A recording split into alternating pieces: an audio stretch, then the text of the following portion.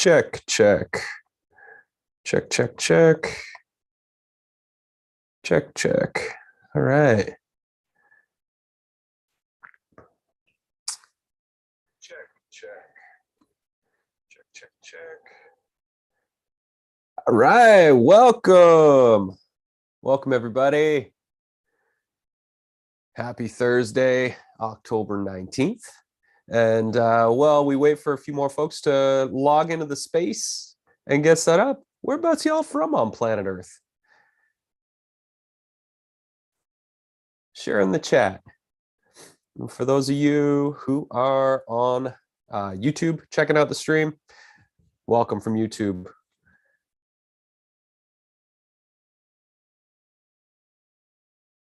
Thanks for being here. Hello, Janie from London. Lovely. And I'm on Salt Spring Island, British Columbia, the west coast of Canada. Welcome, Kathy. Hello, Janie, Glennis, Josh. Hello, Candy. All right. Candy from Parker, Colorado. Linda from Minneapolis. I just love the way things like this type of experience can connect us all over the world. It's a beautiful thing. Okay, we are at the bottom of the hour, so I'm going to press the record button, and we're not going to waste any time. If more people show up, I'll let them in the room. And here we go. 3, 2, 1. All right, welcome to the Thriving in Life and Business Without Social Media. Every month I do this workshop for my audience. This is also a workshop that I've toured on a bunch of virtual stages over the last year and a half, and have had thousands of creators and entrepreneurs attend, and some of which have made the leap and left social media based on what they learned in this workshop. So for those of you that are just arriving, grab yourself a notebook or have a page on your computer ready to take notes fast and furiously. In this workshop, I'm going to share a little bit about my story of leaving social media, what that reality was actually like.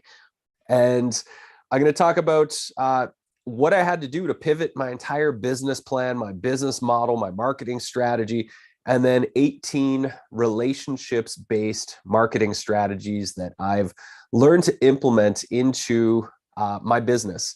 I will probably take about 45 minutes to run through that part of the presentation, and then we can take some time for coaching and brainstorming and questions at the very end. So if you do have questions, just make a note to yourself. You can also put them in the chat and we can get to them later on, but we're going to save all the questions for the very end. And this will be interactive. I will be asking you questions. So if you can be active inside of the chat, that will help me know that there's actually people listening here. If you want to turn your cameras on, that's also great. Seeing people's head nods, that's always a beautiful thing, so that I know I'm not alone here.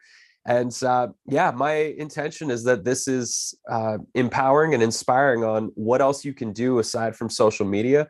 And away we go. I'm going to start my slides here. And this is a really fun presentation that I have put together that hopefully you enjoy. Okay, here we go. Thriving in life and business without social media. How do we do it? So many people that I've worked with over the years want to figure out this question of like, God, I don't like social media. What do I do to get off of it? So my question to all of you, answer in the chat. Why do you want to get away from social media? What is your desire to escape? Before I left 7 years ago, I created a Facebook group 3 years before leaving called Evacuate Social Media was the name of the group. And it grew a lot.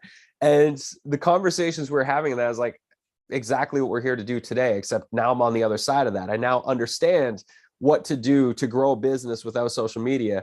But at the time, I had no idea what I was doing, which is why I started the group. So for Candy, it sucks time and returns little. That is important to me. Amazing. Hi, Shanti. Okay, Shiva, attention to comedy selects for negative emotion. Yeah, it's not a fun game to play. Linda, I think there's so much negativity on social. It takes so much time with what seems to be such a little result. And that is very, very common for people that I've had go through this training. I mean, there's been 3,000 or 4,000 people over the last year and a half take this, and people just are not stoked about it. You're okay with one platform, but not with 3 or 4 of them. I totally get it. It really spreads you thin. Glenna says it's demanding creating content and building a business, especially without a team. Absolutely. It's a lot of work, and that wall on the social media platforms, it's like a black hole. It just sucks out the creativity and souls of creators and entrepreneurs like all of us. It's not something that is designed to really lift you up and support you. It does the opposite. Beautiful. Well, thank you for those examples. These are very, very common for why a lot of people want to leave. So for me, I had an experience that was the final straw. So as I said, I had a group. I thought about it for 3 years. I wanted to leave. I didn't know how to leave because I had a business. And then I had a baby. Back in 2016, my son was born. It was a beautiful new chapter. We were launching a brand new chapter of Magic Media with an online community and an amazing online course called the Great E-Course Adventure, which was like Saturday Night Live meets Indiana Jones in this journey up a mountain to building the greatest e-course you could possibly imagine. We spent 9 months producing this course. It was the first time I ever felt like I created a work of art in the business realm. It was pure magic and just such a delight. And we were launching this training, and I had this experience where I was by myself. I was up on a mountain. I live on Salt Spring Island, British Columbia, as I said, and I was watching the sunset, just reflecting on how much my life had changed in the weeks leading up to that moment with my son being born. And as I'm having this experience, I suddenly caught myself thinking in Facebook speak, and I was starting to pre-write the email in my, or the Facebook post in my head that I was going to be posting later on Facebook. And it was in that moment that I caught myself and I was like, my brain has been hacked. These thoughts are not my thoughts anymore. Facebook owns these thoughts because I'm thinking them right now on how I'm going to be communicating with the people that I'm following on Facebook or the people that are following me. And it was no longer my moment. And that was the final straw. I literally went home. I told my wife, Celeste, I'm getting off social media. I just don't feel good about this anymore. And it was a very scary decision, having a new baby, having a growing business, and no real plan in place. And I basically went on the next day. I made my announcement. I collected the contacts of the people that I wanted to stay in touch with. I deleted my account. And that was 7 years ago.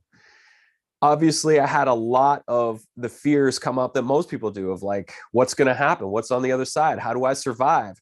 This is what I'm told I'm supposed to do in order to grow my business and spread my work around the world. What else is there? So that was why I left. The answers were clear for me. There's some really clear messages and reasons that felt off inside of me. One, rather than connect us, social media divides us now more than ever. Rather than being inspired, people feel more anxious than ever before because of these platforms. Rather than building friendships, we get followers, which is a twisted, weird thing that humans are doing on social media platforms. Rather than creating more connection, we have more loneliness and disconnection than ever before. Rather than feeling safe to share our thoughts, we censor them. And now with new censorship bills being passed, they're going to be censored for us, which is not cool. And rather than being free, we become addicted to our devices. So these are the main reasons that really felt off. And when I made the choice to leave social media, it was also about claiming my own sovereignty, to not become dependent on these massive big tech platforms that felt gross to me. It felt off. It felt like there was something behind the machine that did not have my best interests at heart. And if you watch movies like The Social Dilemma, it's even more clear now that these platforms are engineered to keep us divided and addicted and to keep them on the platforms. And this goes for all of them. It goes for every single social platform that we're on right now. And if there was a better platform that came along that really was looking out for the best interests of humanity, then I might come back, because it was fun to have connections. It was fun to meet people, but I had to find a different way. So leaving was It was so weird. It was everything that I feared. I deleted my account and crickets. It was like crickets. It wasn't like all my friends who I've been connected with on social media started calling me and text me and say, "Yo, Brad, where you at? Where you at, man? What are you doing?" Or, "Hey, there's a party coming up this weekend. You should come to this party." It was like nothing, months of nothing. And we just moved to the island that we're on 2-3 years before that. So we hadn't really established a solid community. It was very isolating. It was very, very lonely. And that was a scary and disturbing thing to deal with when I poured 10 years into building the connections and relationships on social media. But what it did is the loneliness, it sparked me to create Real Village in my real community with real people in the real world. And I went on to create a Man Ventures group that's been going strong for 5.5 years. We meet every Tuesday, and whatever guys show up on Tuesday decide what the adventure is the following week. And we can't do the same things 2 weeks in a row. And it's been epic. It's become this amazing brotherhood. We just got back from a mountain last weekend for our annual retreat. And that has become amazing. And we do work parties. If one of the guys is having a baby, we'll go chop his winter's supply of firewood. We do meal trains. We'll go support with barn raising parties if guys are doing building projects. It's become this incredible communal piece of my life. And my wife did something very similar. She created a local community called the Mama Hive on Salt Spring Island. And there's now over 700 local moms that are a part of this community. And so and our population's only 10,000 people on my island. So she's created this amazing hub of communal support that's, doing similar things, meal trains, fundraisers for moms that are needing support. Like, we've learned to create real village and real community in our lives, which is very, very different than the illusion of community that we've been trained to believe in on social media. So that was amazing. And it still is a very empowering journey. And the building of relationships in my local area is what sparked the mental shift in how I do marketing now and how I've built Magic Media and grown my income year after year for the last 7 years since leaving social media. So I believe the world does not need more social media usage. What we need is more social connections. We need more real world connections with real people. Most of you are here because of a new relationship with Shanti, who's on the call right now. That's how I've grown. What I'm doing is connecting with real people.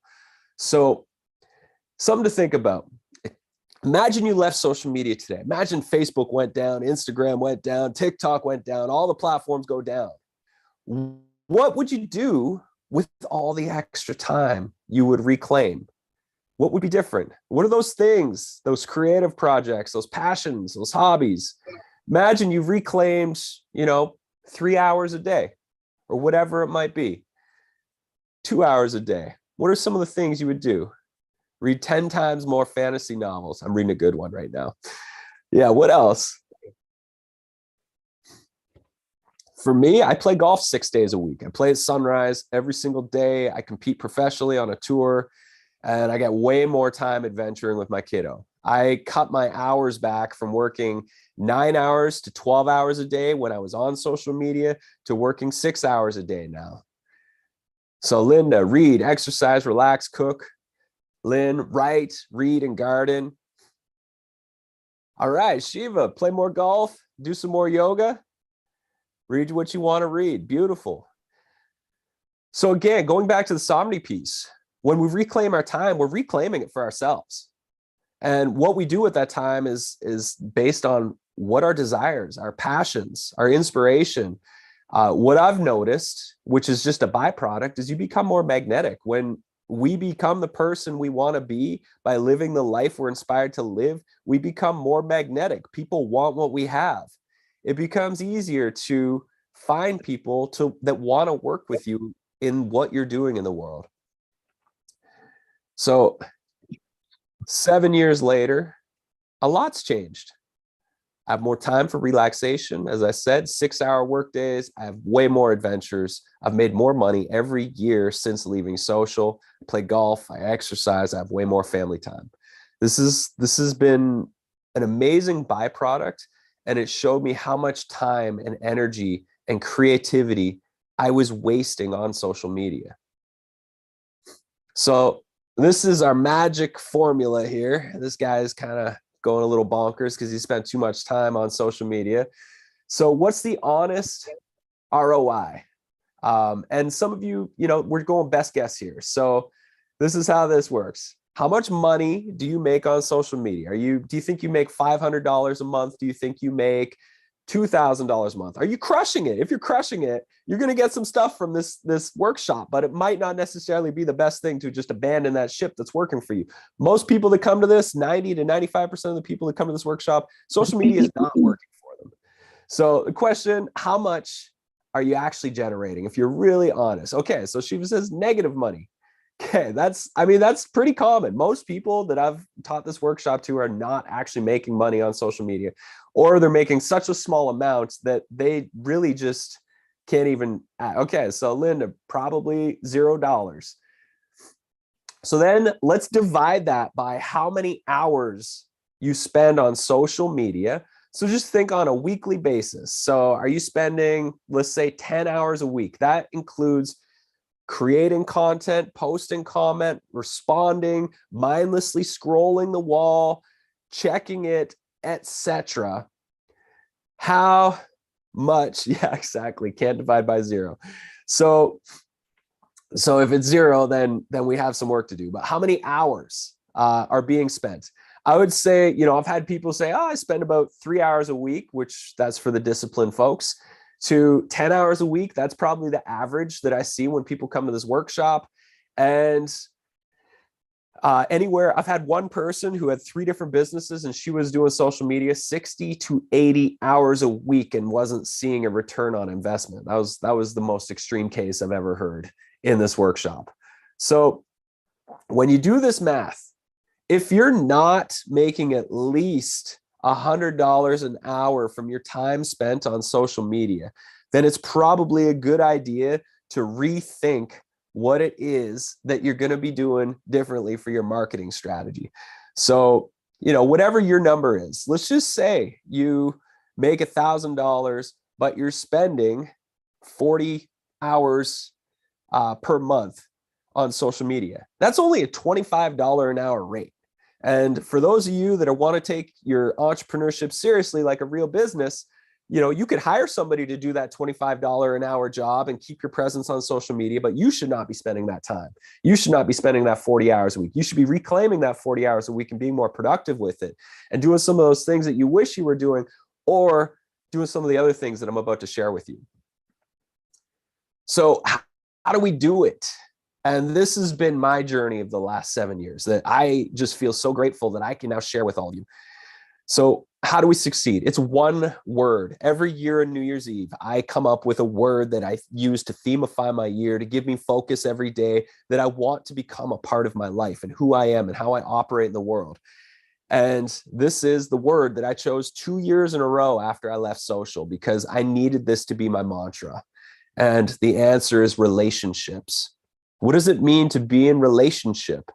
To want true reciprocity, not just to get something from people, but to be in relationship with them, to form long-term bonds where we're here to support and lift each other up.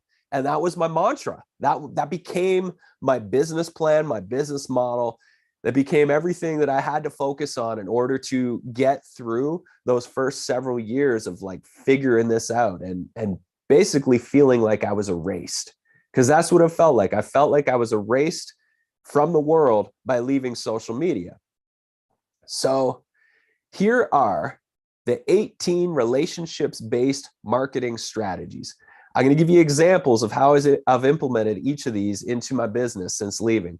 So you're going to want to take some notes here, I'm guessing. So number 1, email marketing. This is a no-brainer, but I would say really, really lean into your audience, your email list. Lean into it as hard as you can. I send 2 to 3 emails a list. If you think about how much most people are posting on social media, some people are posting 1 to 3 times a day. So sending a few emails a week that are value enhancing for my audience is nothing. I write articles. When I write an article, I'll often film myself doing a video version for YouTube. And then I'll also take the audio of that video and I'll turn it into a podcast so my audience can consume the 3 different ways. They can read the article, they can watch it, or they can listen to it on my podcast. So email list is really, really important. I see too many people who only send 1 to 2 emails a month. Imagine this is a relationship, like a friend, and you're only reaching out to a friend once a month. It's hard to grow a friendship deeply if you're only talking to that person once a month.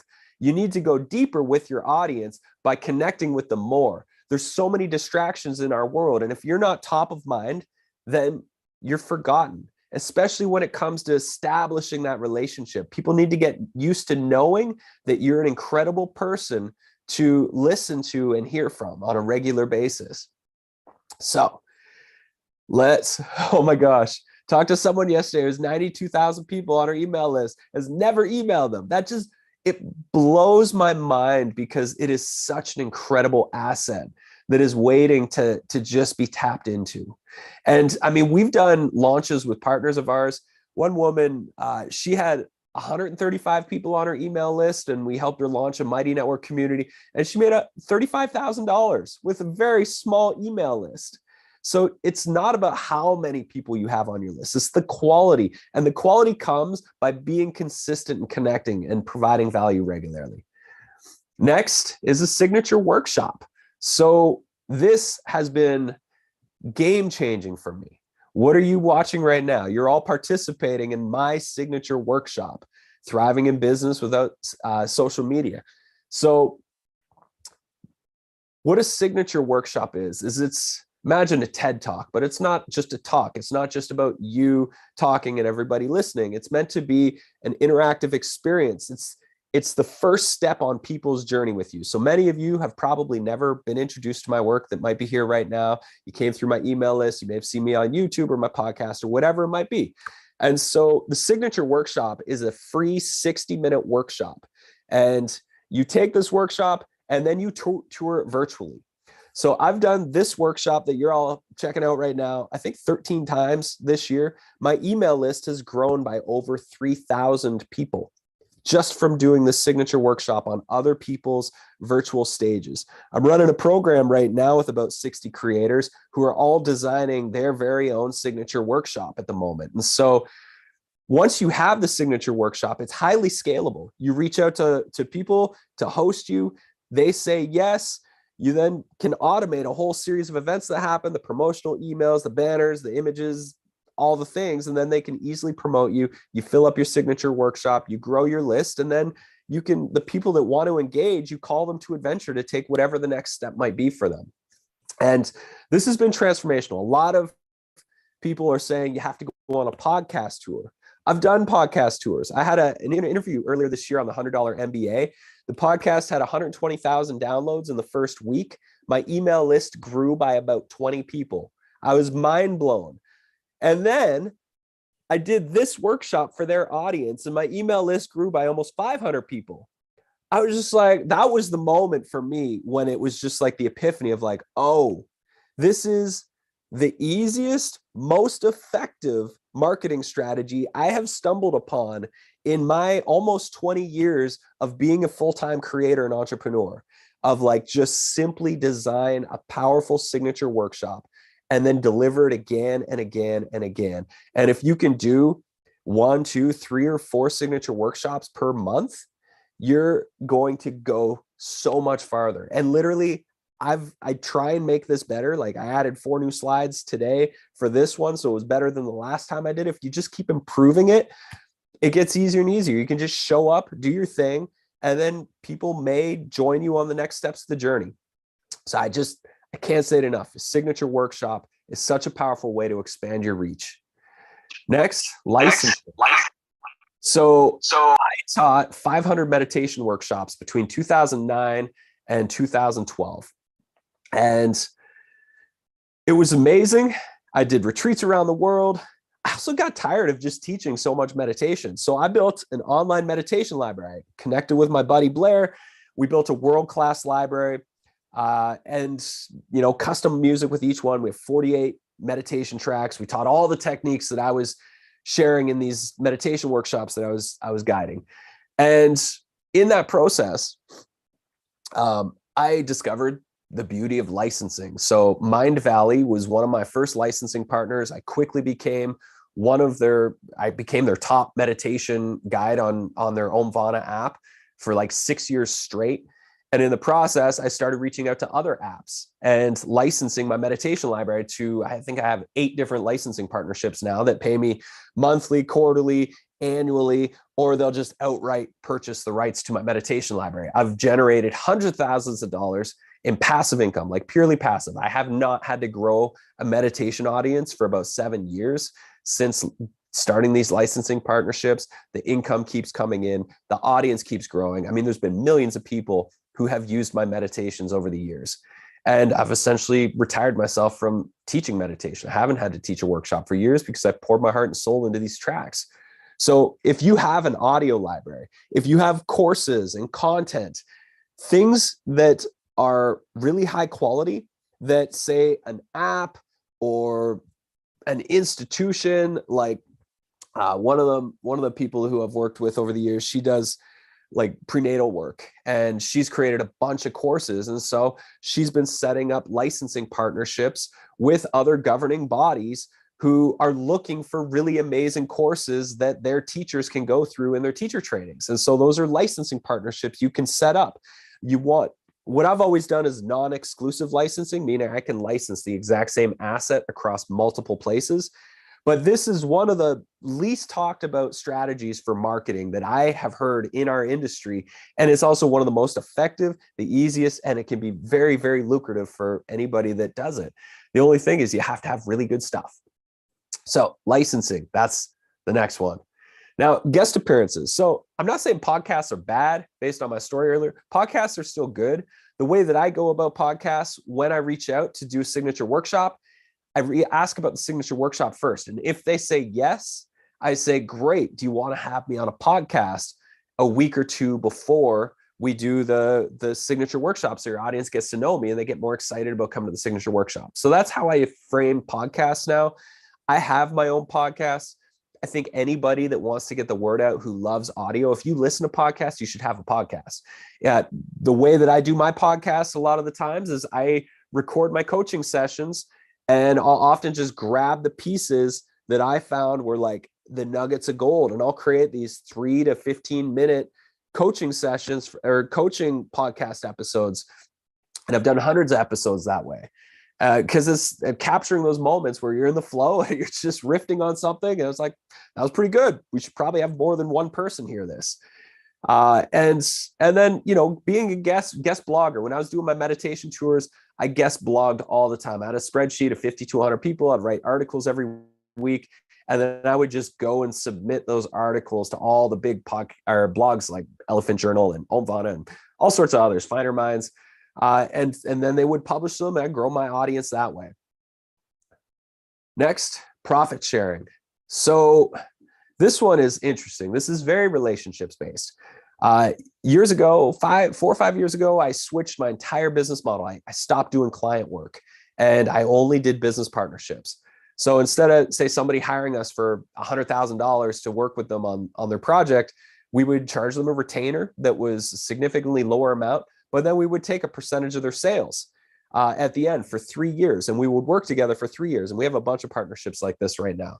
And that was so much more fulfilling. I found client work really drained me because it wasn't feeding that entrepreneurial spirit. We'd do these like 6-month lifts, hard work. It would pay well, but it wouldn't feel like I had ownership over the end result of like where it goes over the coming years. And this has just been a way more satisfying and profitable way to do client work, but doing it as business partners. We are about to launch basically like a Spotify for kids with our other company, Magic Kids. So this is a company I started with my son, Soren. And basically we are producing the most magical audio stories, music, kids meditations, and like homeschooling and learning activities for kids to help them integrate the lessons and themes from the stories. So we are the first fair pay publishing company, and we pay 50% of our revenue back to our artists. This is allowing us to attract some unbelievably talented storytellers, producers, voice actors, musicians to score the music and sound effects for the audio stories, musicians to submit all of their incredible libraries of kids music. It's blown my mind that even before we launch, we're literally putting our application through Apple today. So we might be live tomorrow in the App Store with Magic Kids. It's blown my mind that even before launching, we've already licensed and signed somewhere between 100 and 150 artists. And once this is live, it's going to blow up. I can just feel it. It's just like, it's something that is ready and so ripe, and the world needs it. And so this is also a profit sharing model. We're finding the talent by paying them well, and we're all sharing in what the reward is. So our artists will also be our marketing partners. The more artists we have, the more marketing partners we have to spread this app far and wide. So profit sharing is an amazing way for you to form alliances where everybody wins. It's just about finding the win-wins. And then that leads into collaborations. So I'm a strong believer in collaborations. When I launched that Great E-Course Adventure course years ago, it would have cost me $100,000 to $200,000 to hire my two buddies to come do all the work of building our custom platform, doing all the design work, doing all of the video production. It was a beast of a course, and it's still epic. It still blows my mind that we did it. So instead, I couldn't afford it. So I said, yo, this is the plan. Do you guys want to be business partners, and we'll revenue share on this? And instead of me having to go find all that money, I just came up with the plan, created a clear enough vision of what we're going to do together, and then find a win-win solution that allowed for all of us to win if the thing wins. And there's so many artists. And that was how I did my meditation library. That's how I got started with Magic Kids, was like finding win-win ways that everybody could just do the thing together. There's so many talented artists out there that are either struggling to make money or they're working corporate jobs that they hate, that if you come to them with a clear vision of what you want to do and a way for you to leverage their talents and their gifts, there's a good way that they may just join your team and be like, yeah, I'll do it for free up front, 25% of the revenue we make for X number of years. And I've had so many collaborations just like this. When I was back in the day, when I was running retreats around the world, that was how I did it. I was like, cool, you do the yoga stuff, you do the event planning, I'll do the adventure leading and the meditations, and we'll split the pie in this way. It was amazing because it saved me a bunch of work. It helped other people who are way better at the different things that I wasn't great at. They could come in, and when you collaborate with other people, it's like there's an alchemy that happens, that you make something that is not possible if you try and do it by yourself. Anybody that has a team knows this is true. And you don't have to have a massive budget to build your dream team. Next, affiliate marketing. I mean, you all know about affiliate marketing. I'm sure you've probably heard about it, but basically you get people, instead of giving Mark Zuckerberg 20 to 30% of your revenue as your marketing budget to spend ads on Facebook and Instagram and all that sort of stuff, is you find your friends, your peers, your fellow supporters to put the word out about your launch that's coming up, and you pay them 10 to 50%. For an affiliate fee. And there's lots of easy software to get set up affiliate stuff. And we use Thrivecart. It's really easy. It's $500 one-time payment. It's a great tool. The only thing about doing affiliate launches is you just need to be really organized with your launch schedule and give them all of the resources they need ahead of time, well in advance, so that they can plan it, because people are busy. You want to reach out at least, 60 to 90 days before you launch. So, are you all getting a weird thing with my slides? Just got a message here that something went weird. Hopefully it's fixed. So affiliate marketing, it's a great strategy and it works wonderfully. Thanks for the heads up. Next, this is one of the pieces that Magic Kids is doing is finding story sponsors. Sponsors are great. As you build an audience, it's way easier to get sponsors. I have a buddy who has a podcast and he approached a company who does like live streaming cameras, and he asked them for a camera and he asked them for $10,000 to be the sponsor for like 20 episodes or something like that. And he got it. He was like, that's crazy. I don't even have a huge audience. And he still got the money. So sponsors are great. If it's like a natural alignment, you can find sponsors. Next, this one's more of just a creative thing. I did a challenge back in, okay, caveat, I don't consider YouTube to be social media. For me, YouTube is like education and entertainment. I don't like social media. To me is like people trying to build community and connections and messaging and all that sort of stuff. For me, YouTube is like pure creativity. So I did it. You can, if you want to include YouTube into social media, that's fine. I don't. But I did a challenge back in February. I did 30 days of YouTube shorts on my channel, and I had so much fun. I just getting back into like doing these daily videos where I capture B-roll throughout the day, have some form of lesson and plan, and then do, you know, music and voiceovers. And I got really fast at doing it. And I'm still doing more of it. I do my workouts. I do my golf training. I do stuff that I'm doing with Magic Kids with my son. I'll videotape stuff and then put it on YouTube Shorts. And it's been a blast. It's one of those things. You can be very, very creative and you can build an audience over on YouTube Shorts. So that's something to consider if you like making creative and fun videos. YouTube Shorts is great. They're trying to compete with TikTok. So they really raise up YouTube Shorts over regular YouTube videos because they're trying to bring more shorts into the spotlight. And then here's a bunch of other Magic Kids things we're doing. So we've done press releases to local media sources. We've been in a bunch of magazines and had shout outs on radio shows. We'll do more of that once the app is live. Sell in retail stores if you have a physical product, markets and trade shows. We've done the majority of our book sales over the last 2 years for Magic Kids at our local market. We've sold thousands of books at our local market. Generosity marketing. So when we launched Magic Kids, we gave away 500 books. We looked up companies that we were really inspired by, that we loved. We reached out. We said, we love what you're doing. How many parents do you have on your team? We want to send you guys a box of books. And that was a really great way. We actually made a relationship with our existing marketing partner, the Harmon Brothers, which is one of the biggest comedy ads agencies in the world. They did like the Squatty Potty commercial, the Poo Pourri. They have amazing. So that was our initial connection with them that led to us becoming partners. Comedy videos. So Magic Kids, we have produced with the Harmon Brothers, written and produced 30 comedy commercials. We will be rolling those comedy commercials out over the course of 30 days after the app goes live. And caveat again, we will be doing that on social media.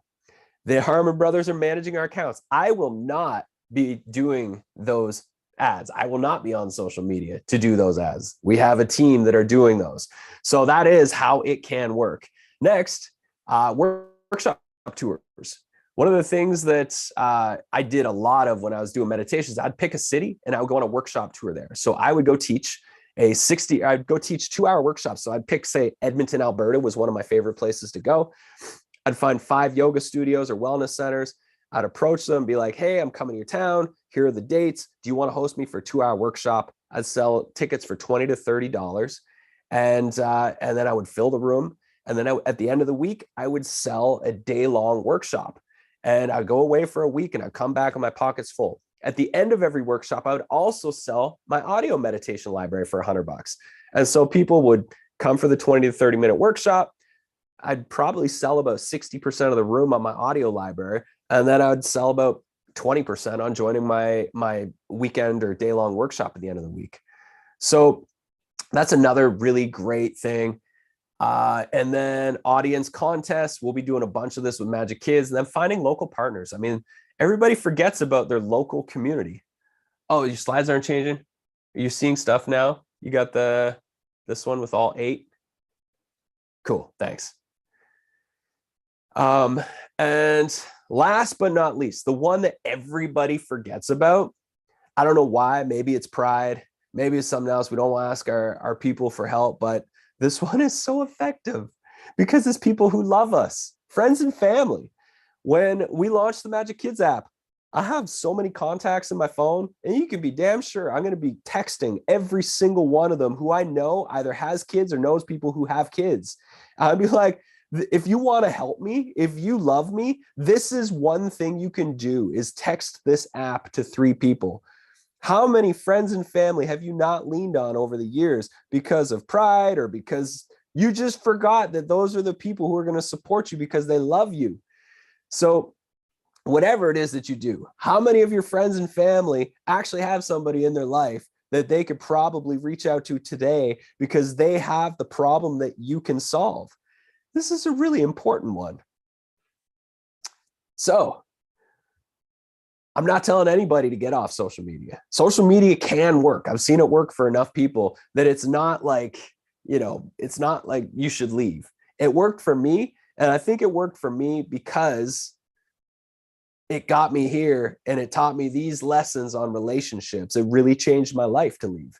It was hard and it changed my life. It changed who I am. It changed how I interact with the world. It changed how I look at clients and leads and all the typical online marketing jargon that you hear about.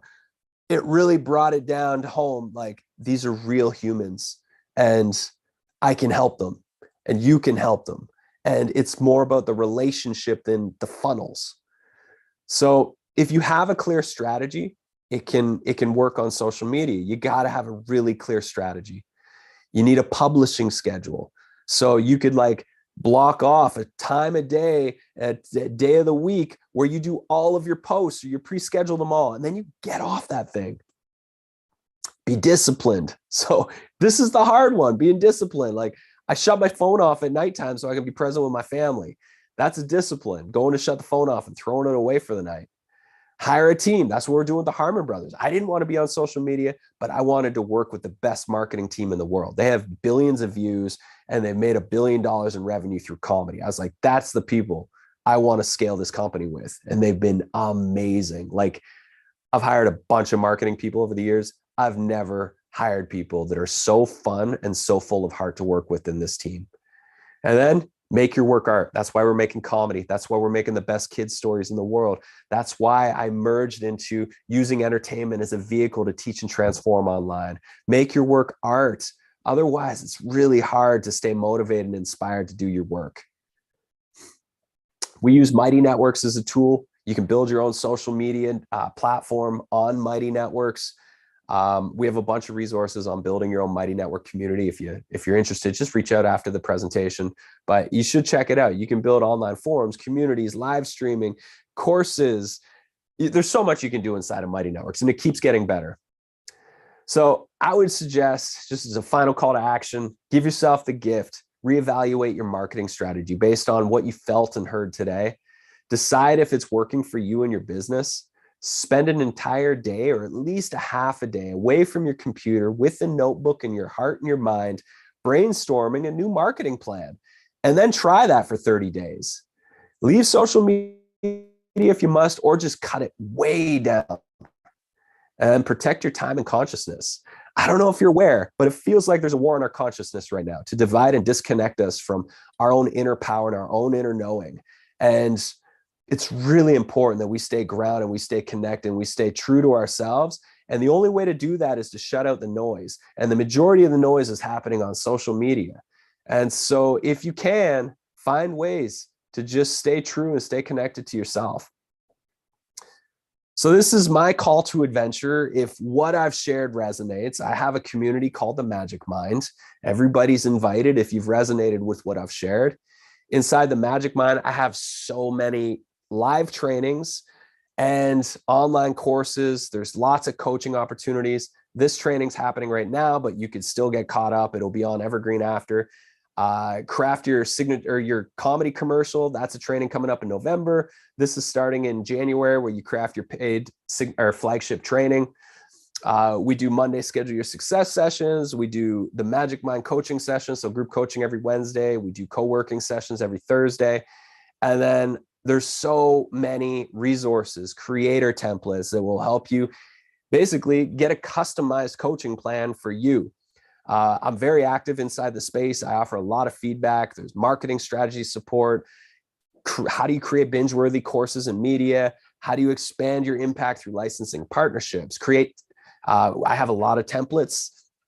How do you build your mighty network? Create a business plan and roadmap to success. I have a 6-figure launch templates with like the proper spreadsheets and all the organization of like all the emails that you need to send in order to launch successfully. You can read, you see what it is. You can go to the page. If this resonates, I charge $247 a month. You can cancel anytime.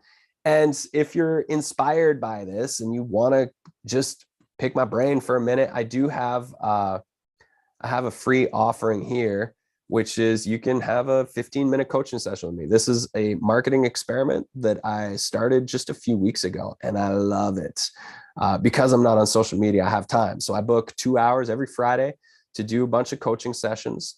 And here, I will share the link inside the chat in just a minute. If you're seeing this on YouTube, make sure you share this masterclass on social media because I can't. It'd be really helpful. That's all. Do you have any questions? Does anybody want to dig into some of the pieces that that stood out for them? I'm happy to do some Q&A. We got about 15 or so minutes. What resonated? What was your number one thing? They're like, I want to do that. I want to give that a try. My suggestion is like, whatever thing stood out is give yourself the opportunity to try an experiment. I always do experiments. I'll do 90-day experiments. So right now with the coaching session of 15-minute coaching sessions, this is similar to like a hot seat session inside of my Magic Mind, is I'm just doing this as a 90-day experiment. And so far it's been really, really awesome to just do these as a way to meet my audience, meet my email list.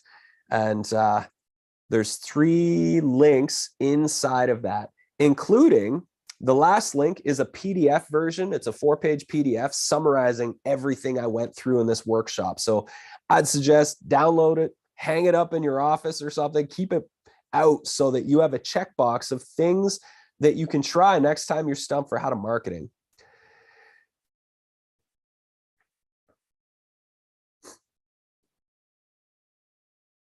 So questions, comments, or does anybody want to brainstorm? We got time. Don't be shy. Erin, you interested? Yeah. Yeah. Hi. How are you? Doing great. This is lovely. It's fun to do. So yeah, the thing that really intrigued me about this, well, first of all, like Instagram is just frustrating right now, right? Like you get on it because, oh, you're millions of people. Oh, by the way, like half the viewership of last year is gone. You know, it's just a really frustrating game that you play. So like this is an example, right? Like you clearly connected with Shanti to use her list to get in front of new people. So how are you finding her? So that's kind of where I'm at right now is like, how do I find the people to collaborate with? Yeah, so that happens in week 5 of our signature workshop training, which is basically the easiest way to summarize it is the first thing I do when I have these connections and I finish a workshop, I'm always like, do you have a couple people that you think I should reach out to do the same thing for? So I always ask like, and if they give me names, do you feel comfortable making an introduction? Introductions are always the best. 2, you could ask your email list of like, hey, I'm touring this workshop. Does anybody want to host me who has an audience? And 3, book a time, spend 2 hours just Google searching, come up with like 5 to 10 keywords that are your audience. And I start with searching for podcasts. So let's just say it's like business coaching podcast, entrepreneur success podcast, etc., conscious creator podcast, whatever it might be. And just go through the first 5 pages of Google for each of those 5 to 10 keywords that you're searching. And if you have podcast in there, then you know these are probably people that already have guests come on. And you don't need you don't need the big podcasts. I've been on some big podcasts and they rarely do much. It's actually like intimate groups like this, where it's like you feel like, oh, this is just a real person and real conversation, those are usually way more successful and beneficial for everybody.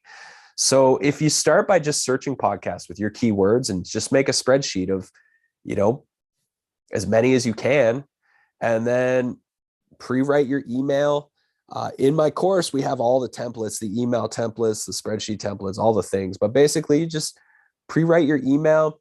You do like a custom part of it that is directed towards them and why you feel like this workshop and your message are why they're a match.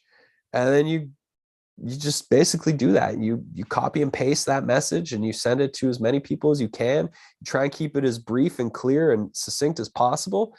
And what I like to do, what I'm looking for is the opportunities to collaborate. So I'm not just looking to get on other people's stages. I'm also excited to host other people if they have a workshop that they want to come do. So, we have a workshop coming up around creating quizzes to grow your business. So that is like, for me, I'm like, I'm not going to teach that. That's exciting. I think my audience would be really interested in that. And so there's this reciprocity. And for the partners that you really jive with, it's like you finish the partnership. That first step is like, what do you want to do next? Like one that I'm doing a workshop for, and he came on my podcast and he's doing a workshop. We're already looking into next spring and be like, what could we do to collaborate? Like, could we do an event together? Could we do something? And then it's like, or you could rebook, like, let's put it in the calendar now and do the same thing a year from now. So that these relationships, it's like Jeff Walker and all these guys that have these massive companies, they just created alliances. They all promote each other. They all collaborate with each other. And because they all have big audiences, well, you can do that as like, if you have 100 people or 1,000 people, find a group of people that you can all go through this spiral with and just make agreements that feel like everybody's going to win and you can all grow together. And that's that. Thank you. Helpful? That was really helpful. Thank you. Yeah, you're welcome. Good. I'm glad. Yeah, that is so true. And that 1,000 true fans theory, that like if you have 1,000 true fans, you don't have to worry a blink about making $1 million a year if you want. Yeah. It's 1,000 true fans with probably like 10 true relationships. Like, yes. I can count on one hand 3 relationships that have probably driven like millions of dollars in revenue. Yeah. That's just it. It's like quality over quantity. Yes. I 100% agree with that. When we switched the partnership model, the whole idea was like, how do I not need to have 1 million followers or an email list of 100,000 people or whatever to succeed? Like, how can I do the same impact with just a handful of really key relationships? And so that was, the majority of my revenue comes in through less than 10 people because of this partnership and collaboration model.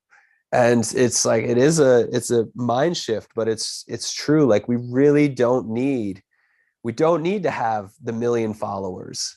It's just true. We can. And if we do, it's like, wow, how do you leverage that audience size? But it can just come through a handful of key partnerships. And that's one of the things, like my tagline years ago shifted to leverage your life's work, because it's about leveraging the assets you're creating. How do you get those to multiply? It's about leveraging the relationships you already have. Like so many of us, if we just looked back over the last 10 years of who we've connected to, who we've worked with, collaborated with, become friends with, met at conferences, and we just made a big list and started directly reaching out to be like, hey, you want to catch up and have a virtual or in-person coffee for 30 minutes and just see where we're both at?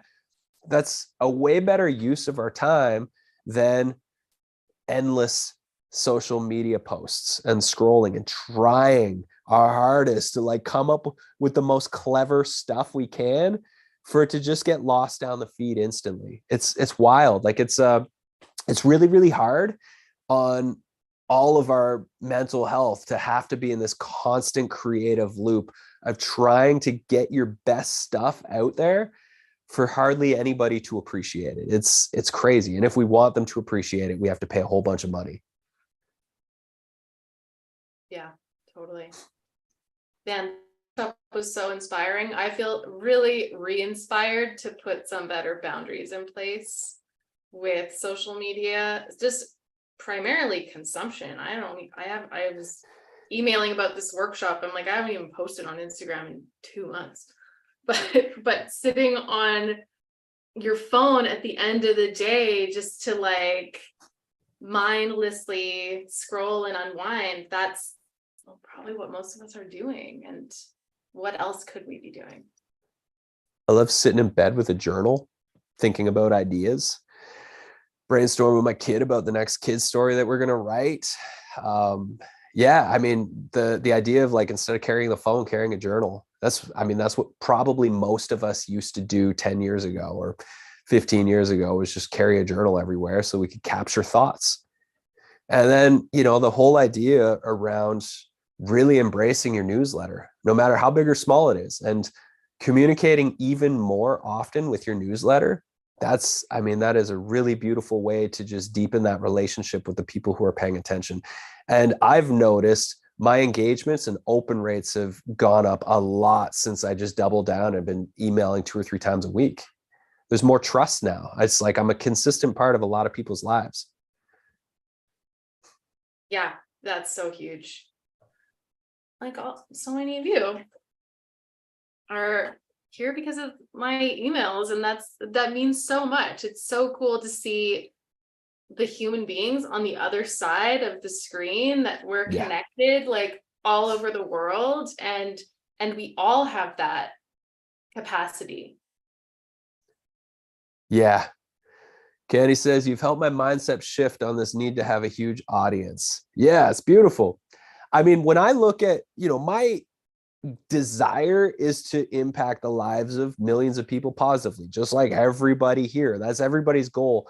But how can you do that through the connections that you have? It doesn't necessarily mean that it has to be you and your words. It can be the influence you have over the others as well. And that's a way to directly impact so many people.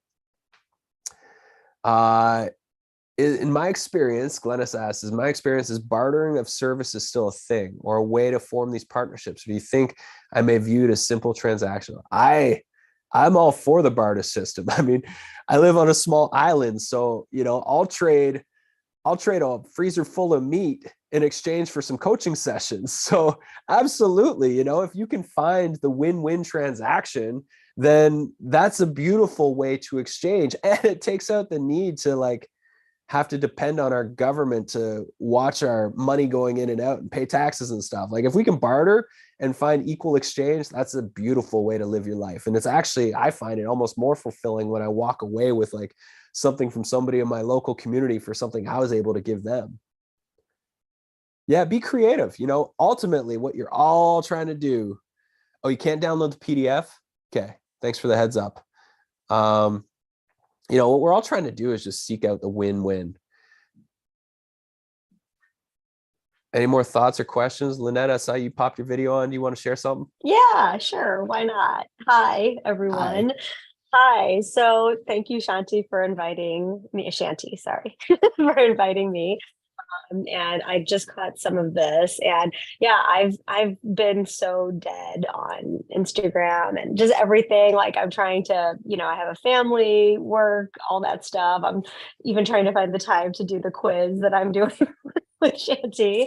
And yeah, I'm kind of like wanting like a refreshed perspective on how to like kind of get back in the zone. Like it's clear I can't keep up with posting things on Instagram with my lifestyle, and yeah, just kind of like wanting to get a little like refresher. And I've seen these like kind of network groups, like there's like a really big one that focuses on women's business, and they are constantly promoting each other and affiliate, doing that marketing thing, but that particular group just doesn't feel right for me. And, I'm just kind of trying to find my place here and like how I can really start moving forward again.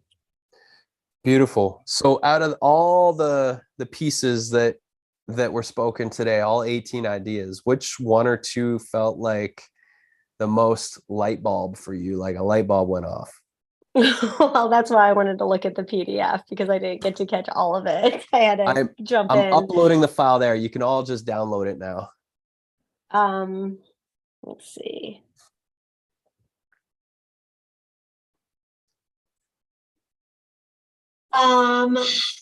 Yes. So